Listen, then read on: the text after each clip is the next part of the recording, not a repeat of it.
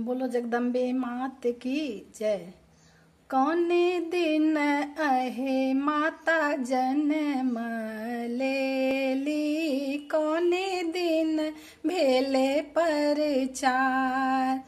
कौने दिन अहे माता जन्म लेली, कौने दिन भेले परचार। परिवार अहे माता जन्म लेली, द्वितीया भेले परचार।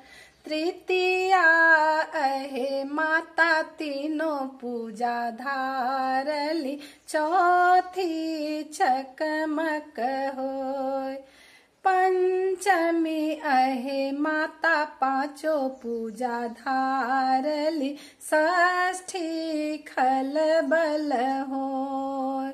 सप्तमी अहे माता सातों पूजा धारली, अष्टमी 16 सिंगार। नवमी अहे माता नेवती भेली, दशमी चलल ससुरार। अपने रोए मैया जग के रोवा में, देवी मैया चली ससुरार। अपने हंसे मैया जग के हंसा में, देवी मैया चली ससुरार।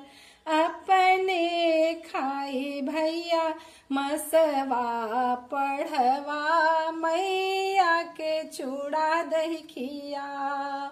जीवत है मेरो भैरव भैया, जन्नी देखैल नैहर। जीवत है मेरो भैरव भैया, जन्नी देखौल नैहर। जयकारा शेरा वाली माँ तेरी सदा ही जय। बोलो सच्चे दरबार की जय।